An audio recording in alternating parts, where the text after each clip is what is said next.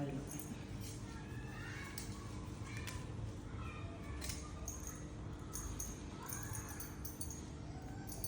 ಆಯಿತು.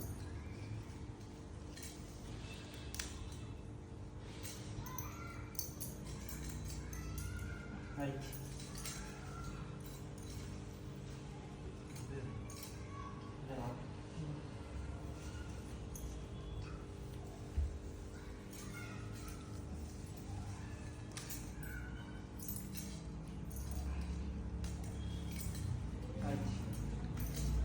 ಮನೆಗೆ ನೋಡಿ ಏನಂತ ಕೇಳಿದ್ದೀರಾ?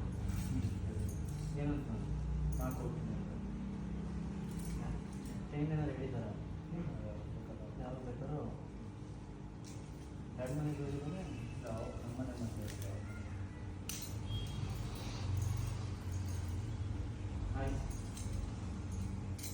ಅವ್ರ ಮನೆಗೆ ಹೇಳಿಲ್ಲ, ಮನೆ ಹೇಳಿಲ್ಲ.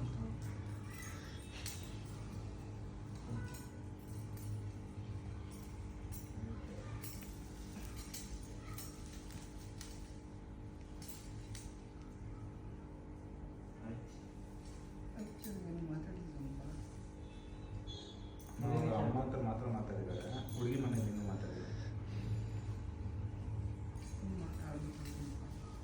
ಅಂದರೆ ಮಗ ಎತ್ಕೊಂಡು 3 ತಿಂಗಳು ಆದಮೇಲೆ ಹೇಳಿ ಅಂತ ಹೇಳಿದ್ರು.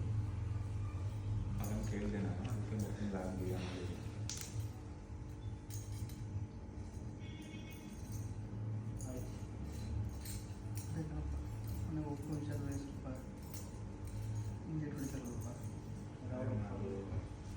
ಒಪ್ಕೊಳ್ಳೋ ಥರ ಏನೋ ನಾನು ಮಾಡೋದು. ನಿಮ್ಮ ಮನುಷ್ಯರಂತೆ ಹೇಳ್ತೀವಿ ಅಂತ ಹೇಳ್ತೀವಿ. ನಿಮ್ಮ ಮನುಷ್ಯರು ಹಾಂ, ಅದೇ ಎಲ್ಲ ಒಪ್ಕೊಳ್ಳೋ ಥರ ಇವ್ರ ಮನೇಲಿ ಏನು ತೊಂದರೆ ಇಲ್ಲ, ಅವ್ರ ಮನೇಲಿ ಕೇಳ್ತೀವಿ.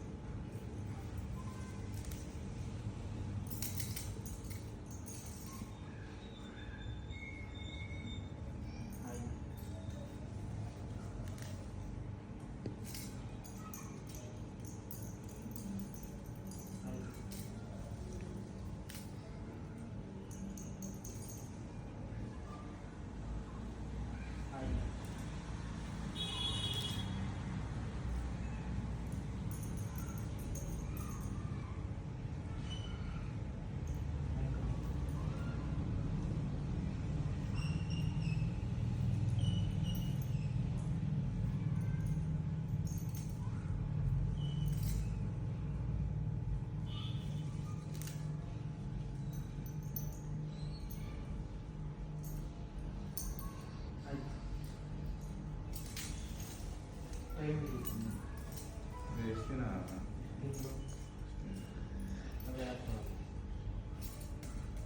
ಹಿಂದೆ ಮುಂದೆ ಆಗುತ್ತೆ. ಅವ್ರಿಗೆ ಯಾವಾಗ ಹೇಳೋದು?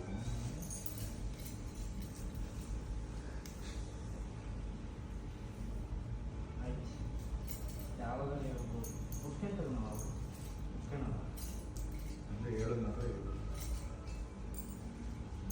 ಆಮೇಲೆ ಕಾಯಬೇಕು ಅಂತ.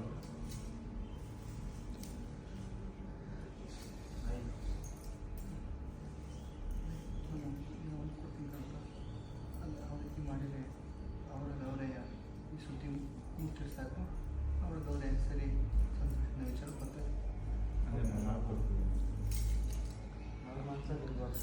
ನಿಮ್ಮ ಮನಸ್ಸಲ್ಲಿ ಐತೆ ನಾನು ಮಾಡೋದು ಬೇಕು. ಅವ್ರು ಹೇಳಿದ್ದೀವಿ ನೀನು ಮಾಡ್ತೀಯಾ? ಹೌದು, ಲೈಫ್ ಚೆನ್ನಾಗಿರುತ್ತೆ ಎಲ್ಲ ನೋಡ್ಬಿಟ್ಟು ಮಾಡ್ತೀನಿ. ನಾನು ಕಣಪ್ಪ, ಅದನ್ನು ಏನು ಕಡೆ ವಿಚಾರದಲ್ಲಿ ಮಾಡ್ಕೊಡ್ಬೇಕಪ್ಪ. ನೀವು ಮಾಡಿದ್ರೆ ಅವ್ರಿಗೆ ಅವರೇ ಬಂದು ನಿಮ್ಮ ಸುದ್ದಿ ಒಂದು ಮುಟ್ಟಿಸಿದ್ರೆ ಅವ್ರಿಗೆ ಅವ್ರಿಗೆ ಬಂದು ಸಂತೋಷ ಅಂತ ವಿಚಾರದಲ್ಲಿ ಬರ್ತಾರೆ. ಯಾವ್ದಾರ ಮುಂದೆ ತೊಂದರೆ ಸಮಸ್ಯೆ ಯಾವುದೇ ರೀತಿ ಕಾಣೋ ರೀತಿ ಅವರೇ ಕೂಡ ಮುಂದಿನ ಮಾಡ್ತಾರೆ. ಓಕೆ, ಸೊ ಮದುವೆ ಆದಮೇಲೆ ಅವ್ರ ಅಪ್ಪ ಅಮ್ಮ ಜೊತೆ ಚೆನ್ನಾಗಿರ್ತಾರೆ. ಅವ್ರಿಗೆ ಅವರೇ ನಿಮ್ಮ ಮನೆ ವಿಚಾರಕ್ಕೆ ಬಂದು ನಿಮ್ಮ ನಮಗೆ ಹೊರ ಬೇಕಂತ ಕೇಳ್ತಾರೆ. ಸರಿ, ಅದಕ್ಕೆ ನಾನು ಮಾಡಿಕೊಡ್ತೀನಿ. ನಾನು ಕೊಡೋದು ಅವ್ರ ಮನೆ ಯಾರಿಗೂ ಗೊತ್ತಾಗಬಾರ್ದು. ನೀವು ಹುಡುಗಿ ಗೊತ್ತಾಗೋದು ತಾಯಿಯನ್ನು ಗೊತ್ತಾಗಬೇಕು, ಅದು ಬಿಟ್ಟು ಬೇರೆ ಯಾರಿಗೂ ಗೊತ್ತಾಗ್ಬೋದು. ಆ ರೀತಿ ಮಾಡಿದ್ರೆ ಅವ್ರ ಮನಸ್ಸು ಬೇರೆ ರೀತಿ ಮಾಡಿ ಎಲ್ಲೂ ಹೋಗದೇ ರೀತಿ ಬೇರೆ ಕಡೆ ಸಂಬಂಧ ನೋಡದೇ ರೀತಿಯೂ ಕೂಡ ನಿಂದಾರಿ ಬರೋಕ್ಕೆ ಮಾಡಿಕೊಡ್ತೀನಿ. ಹೌದು.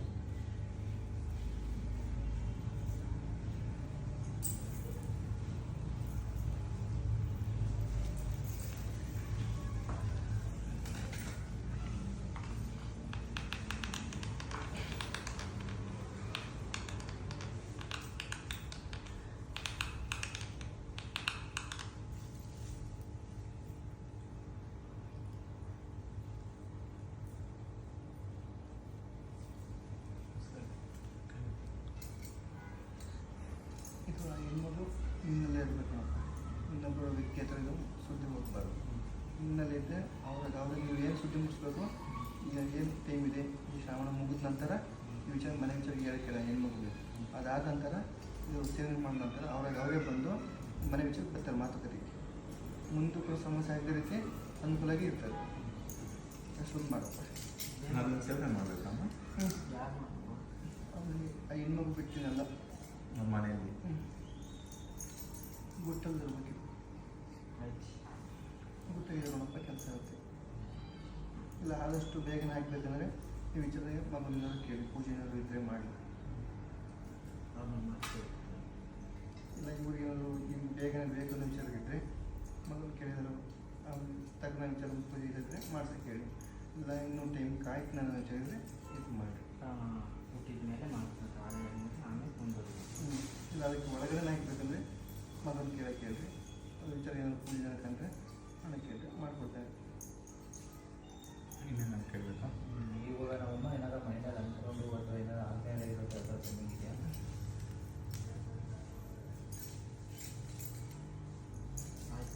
ಈ ವಿಚಾರ ಒಂದಿನ ಮಾತು ಬಂದಿದ್ದಲ್ಲ, ಯಾವುದೋ ಒಂದು ಮಾತು ಯಾವುದೋ ಒಂದು ಮಾತು ಬಂದಿದ್ದಲ್ಲಪ್ಪ ನಿನಗೂ ನಿಮ್ಮ ತಾಯಿಗೂ.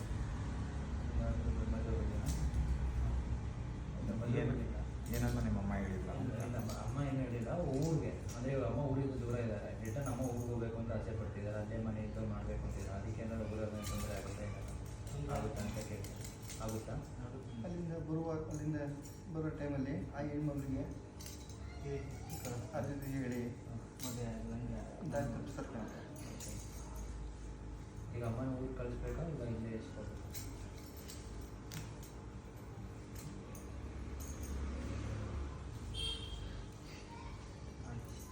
ಕಳಿಸ್ಕೊಡ್ಬೇಕು. ನೀನು ಕಳಿಸ್ಕೊಡು. ಅಲ್ಲಿಂದ ಬಂದ ನಂತರ ಮಗಳು ಯಾವಾಗ ಬರ್ತಾಳೆ ಆ ಮಗನ ವಿಚಾರಕ್ಕೆ ಕೇಳಿ, ಪೂಜೆ ಏನಿದೆ ವಿಚಾರಕ್ಕೆ ಮಾಡೋಕ್ಕೆ ಹೇಳಿ. ಇಲ್ಲಾಂದರೆ ಆ ಹೆಣ್ಮಗು ಬರೋ ಟೈಮಲ್ಲಿ ಮುಂದೆ ನಿಂಬೆಹಣ್ಣ ನನ್ನ ಹೆಸರು ಹೇಳಿ ಪೂಜೆ ಮಾಡಿ 3 ಆದಿ ಕುಡಿದ್ರೆ ಎಡಗಲ್ ತುಳಿಯಿರಪ್ಪ.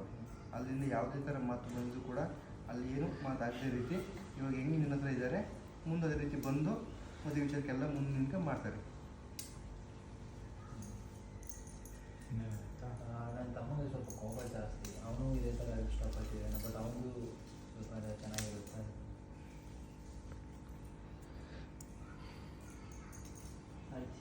ಮಾತು ಕೇಳೋದಲ್ಲಪ್ಪ. ಏನಾದ್ರು ಹೇಳಿದ್ರೆ ಕೋಪ ಬರ್ತವೆ, ಮಾತುಗಳು ತುಂಬ ಜಾಸ್ತಿನೇ ಹೋಗ್ತವೆ. ಚಿಕ್ಕ ಚಿಕ್ಕ ಮಾತಿಗೆಲ್ಲ ದೊಡ್ಡ ದೊಡ್ಡ ಉತ್ತರಗಳು ಬರ್ತಾವಲ್ಲಪ್ಪ. ಏನು ಮಾಡೋದು? ಅವನು ಚೆನ್ನಾಗಿರ್ಬೇಕಂತ ಏನು ಮಾಡ್ಬೇಕು?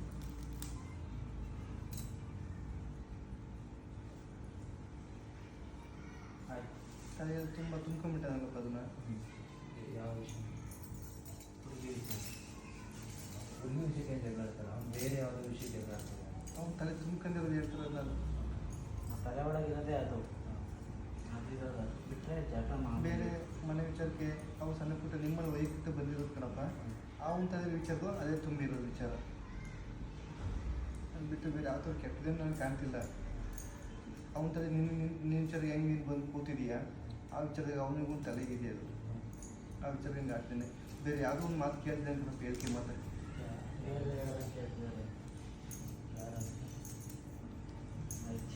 ಸುತ್ತಮುತ್ತಲೇ ಇದೆ ಕಣಪ್ಪ. ಮನುಷ್ಯ 5 ನಿಮಿಷ ಇದ್ದಂಗೆ ನಿಮ್ಮ ಮನೆ ವಿಚಾರದಲ್ಲಿ ಅದೇ 5 ನಿಮಿಷಕ್ಕೆ ಬದಲಾವಣೆ ಆಗ್ತಾ ಕಣಪ್ಪ. 5 ನಿಮಿಷ ಕೇಳಿದಂಗೆ ಮತ್ತೆ 5 ನಿಮಿಷ ಕೇಳಲ್ಲ. ಅದಕ್ಕೆ ಅವ್ನು ಬದಲಾಗೋದಕ್ಕೆ ಏನು ಹೇಳಿದ್ರು?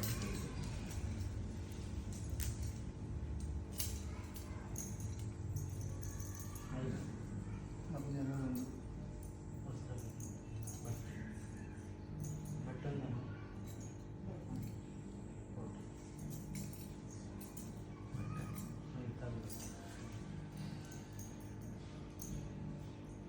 ಅವರು ತಗೊಂಡು ಅಲ್ಲಿ ಬರ್ಬೇಕು.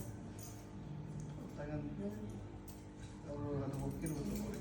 ಅದೇ ಅದು ಮಾಡ್ಸಕ್ಕೆ ನಿಮ್ಗೆ ಒಪ್ಪಿಗೆ ಐತೆ ಅಂತ ಕೇಳಿದೆ. ಅವನು ಮಾಡಿದ್ರೆ ಅವನ ಅಮ್ಮ ಜೊತೆ ಚೆನ್ನಾಗಿದ್ದೇ ಇರ್ತಾನೆ. ಎಲ್ಲರೂ ಚೆನ್ನಾಗಿರ್ಬೇಕು ಕಣಪ್ಪ.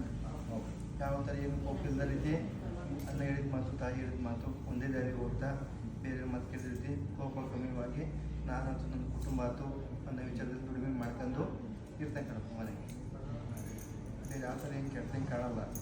ಮಾತ್ರ ನೀನು ಮಾಡ್ಕೊಳಪ್ಪ, ಮುಂದಿನ ಕುಟುಂಬ ದೀಪವಾಗಿ ಬೆಳೆಯುತ್ತೆ. ನಿನ್ನಲ್ಲಿ ನಂಬಿಕೆ ನನ್ನ ವಿಚಾರ ನಂಬಿಕೆಯನ್ನು ಇದ್ರೆ ಮಾತ್ರ ಕೆಲಸ ನಂಬಿಕೆ ಒಪ್ಕೊಳಪ್ಪ. ಮುಂದೆ ಅದೇನೇ ಆದರೂ ಸಮಸ್ಯೆ ಏನಿದ್ರು ನಿನ್ನ ಮದುವೆ ವಿಚಾರದಿತ್ತು, ನನ್ನ ಆ ಮಗು ವಿಚಾರದಿತ್ತು, ತಾಯಿ ವಿಚಾರ ಎಲ್ಲ ವಿಚಾರದ್ರು ಮುಂದೆ ಒಳ್ಳೇದಾದರೆ ಕಾಣುತ್ತೆ. ಅವ್ರು ಮದುವೆ ಆಗ್ಬೇಕು ಅಂದ್ಕೊಂಡಿದ್ದಾರೆ ಹುಡುಗಿ. ಅವ್ರ ಅಕ್ಕ ಅವ್ರ ಜೀವನ ಹೆಂಗಿರುತ್ತೆ ಅಂತ ಕೇಳಿದ್ರು.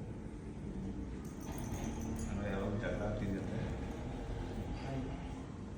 ಇವ್ರದ್ದೇನೈತೆ ಇವಾಗ ಇವ್ರು ಚಿಂತಿದ್ದಲ್ಲೇ ಬಗೆರ್ಲಿ ಕಣಪ್ಪ.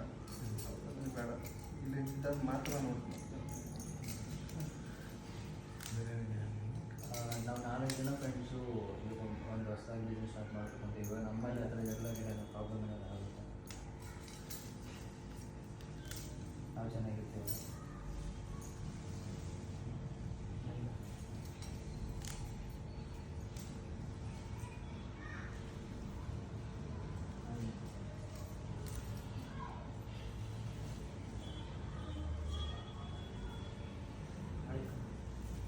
ನಿಮ್ಮ ಮಾತಿನ ಮೇಲೆ ವ್ಯವಹಾರ ನಿಲ್ಕಲ್ರಪ್ಪ.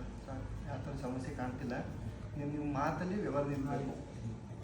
ಅಂದರೆ 3 ಜನ ಒಂಥರ ಇದ್ದೀವಮ್ಮ, ಒಬ್ಬರು ಮಾತ್ರ ಅದಕ್ಕೆ ಕೇಳ್ತಿರೋದು. ಮುಂದೆ ಎಲ್ಲ ವಿಚಾರ ಕೈ ಹಾಕಿದ ನಂತರ ನನಗಿದು ಬೇಡ, ನನಗೇನು ಬರಬೇಕು ಅದನ್ನು ಬಂತು ಅಂತ ಬರಬೇಕಂದ್ರೆ ಏನು ಮಾಡ್ತೀರ ಅವಾಗ? ಅದೇ ಅದು ಎಲ್ಲದಕ್ಕೂ ಬಂಡವಾಳ ಹಾಕಿರ್ತೀರ ಲಕ್ಷಾಂತರ ರೂಪಾಯಿ. ಅವಾಗ ನನಗೆ ಬೇಡ, ಇದು ನನಗೆ ಬರಬೇಕಂತ ಕೊಡು ಅಂದರೆ ಎಲ್ಲಿ ಕೊಡ್ತೀರ? 3 ಜನ ಒಂದೇ ಏನು ಒಪ್ಪಿಗೆ ವಿಚಾರದಲ್ಲಿ ಕೈ ಹಾಕಬೇಕು. 4ನೇ ವ್ಯಕ್ತಿ ಬೇಡ. ಒಬ್ಬ ಅಲ್ಲಿಗೊಬ್ಬ ಇಲ್ಲಿಗೊಬ್ಬ ಹೋಗಿ ನೀವು ಒಂದು ಗುಡ್ ಮಾಡ್ತೀರಂದ್ರೆ ಆಗಲಿಲ್ಲ ಮಾತು. ಈಗ ನಿಮ್ಮ ಮನಸ್ಸಲ್ಲಿ ಏನಿದೆ ನೀವು ಮಾಡ್ತೀರಂದರೆ ಒಂದು ಮಾತಿನ ಮೇಲೆ ನೀವು ನಿಲ್ಲಬೇಕು. ಸುಮ್ಮನೆ ಈ ಮಗ ಮಾತಾಡಿದಾಗ ಇನ್ನೊಂದು ಹೇಳಿ ನಾಳೆ ಸಹ ಮಧ್ಯಾಹ್ನ ನಿಂತು ನಂತರ ಆಗಲಿದ್ದ ನನಗೆ ಕೊಡೋದು, ನನ್ನ ಏನು ಬರೋದು ಅದನ್ನು ಕೊಡು ಅಂದರೆ ನಿಲ್ತಿರ್ತೀರ. ಏನಪ್ಪ ಈಗ ನಾವು 3 ಜನದ ಒಂದು ಮಾತಿರುತ್ತೆ, ಒಬ್ಬನ ಮಾತ್ರ ಇರಲ್ಲ ಅಂತ ನನಗೆ ಅನಿಸ್ತಿದೆ. ಈಗ ನಮ್ಮ ಹುಡುಗಾಗೂ ಅದೇ ಅನಿಸ್ತಿದೆ. ಹೇಳ್ತಾನಪ್ಪ, ಅವ್ನು ನಿಮ್ಮ ಹತ್ರ ಮಾತಾಡೋ ಮಾತಲ್ಲೇ ಬೇರೆ ರೀತಿನೇ ಐತಿ. ಅದೇ ಅದಕ್ಕೆ ಸೇರಿಸ್ಕೊಳ್ಳೋದ ಬೇಡ ಅಂತ ಕೇಳಿ ಮುಂದೆ ಅವ್ನು ಅರ್ಧಕ್ಕೆ ಬಿಟ್ಟಂಗನಪ್ಪ. ಆದರೆ ಮಾಡಿದ ಕೈ ಹಾಕಿರ್ತಾನಲ್ಲಪ್ಪ, ಅದಕ್ಕೆ ಹೆಚ್ಚಾಗಿ ನಿಮ್ಮ ಹತ್ರ ಕೇಳ್ತಾನ. ಅವ್ನು ನಿಮ್ಮ ಹತ್ರ ನಡ್ಕೊಂಡು ರೀತಿನೇ ಗೊತ್ತಾಗ್ತೈತಿ. ಈಗ ಅದೇ ನಮಗೆಲ್ಲ ಗೊತ್ತಾಗ್ತಿದೆ, ಅವ್ನು ಗೊತ್ತಾಗ್ತಿಲ್ಲ, ನಮಗೆಲ್ಲ ಗೊತ್ತಾಗ್ತಿದೆ. ಅವ್ನು ಚೆನ್ನಾಗಿರ್ತಾನೆ, ಅವ್ನು ಇದ್ರೆ ಅವ್ನು ನಡ್ಕೊಂಡು ರೀತಿ ಪ್ರತಿಯೊಂದಕ್ಕೂ ಬದಲಾವಣೆ ಕಾಣ್ತಾ ಇದೆ. ನೀವೆಲ್ಲ ಮುನ್ನುಗ್ಗಿ ಮಾಡ್ತಾ ಇದ್ದೀರಾ ಅಂದರೆ ಅವ್ರ ವ್ಯಕ್ತಿ ಮುಂದೆ ಬರ್ತಿಲ್ಲ, ಹಿಂದೆಗೆ ಹೋಗ್ತಾ ಇದೆ. ನೀವು ಮುನ್ನುಗ್ದಷ್ಟು ಅವ್ನು ಹಿಂದೆಗೆ ಹೋಗ್ತಾ ಇದ್ದಾನೆ. ನಾಳೆ ದಿವಸ ಚೆನ್ನಾಗಿ ಆಯಿತು, ಹಾಕಿದ ಕೆಲಸ ಚೆನ್ನಾಗಿ ಆಯಿತು ಅನ್ನೋದ್ರಲ್ಲಿ ಅವಾಗ ಮುಂಚೆಗೆ ಬಂದು ನಾನು ಕೊಟ್ಟಿದ್ದೇನಿತ್ತು ನನಗೆ ಕೊಡೋಕ್ಕಂತೆ ಮಾಡೋಕ್ಕಾಗಲ್ಲ ಅಂದರೆ ನಿಮ್ಮ ಹತ್ರ ಇದೇನು ಇರೋಲ್ಲ ಅವಾಗ. ಯಾಕಪ್ಪ ಅಂದರೆ ಅವನು ಅವಾಗ ಭಾಗಿಯಾಗಿರ್ತಾನೆ. ಯೋಚನೆ ಮಾಡಿ ಕಾಲಿಡ್ರಿ. ಬೆಂಕಿ ಇದೆ, ಯೋಚನೆ ಮಾಡಿ ಕಾಲಿಡ್ರಿ, ಸುಡ್ಕೊಬಿಟ್ರಿ ಕಾಲ. ಅದೇ ಅವ್ರ ಊರಲ್ಲಿರೋದು ಮನೆ ಕಟ್ಟಬೇಕು ಅಂತಿದ್ದಾರೆ. ಅದೆಲ್ಲ ಮನೆ ಕಟ್ಟಬೇಕು ಅಂದ್ರೆ ನಾವು ತಂಗಿ ಮದುವೆ ಮಾಡಬೇಕು ಅಂತಿದ್ದಾರೆ. ಮತ್ತು ಅವ್ನು ಎಷ್ಟು ಸ್ವಲ್ಪ ಹಂಗೆ ಹಿಂಗೆ ಅಂತಿದ್ದಾರೆ. ಅವ್ರು ಕೇಳ್ಕೊತಾನೆ ಊರಲ್ಲಿ ಮನೆ ಕಟ್ಟಬೇಕು ಅದು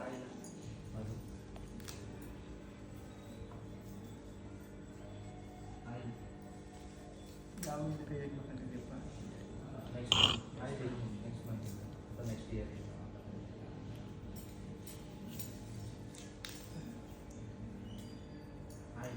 ನಿನ್ನ ತಲೆಗಿರೋದು ಕೈ ಹಾಕಿದ್ರೆ ಸಂಪೂರ್ಣ ಮುಗಿಬೇಕು ಅಂತ ನಿನ್ನ ತಲೆಗಿದೆಯಲ್ಲಪ್ಪ.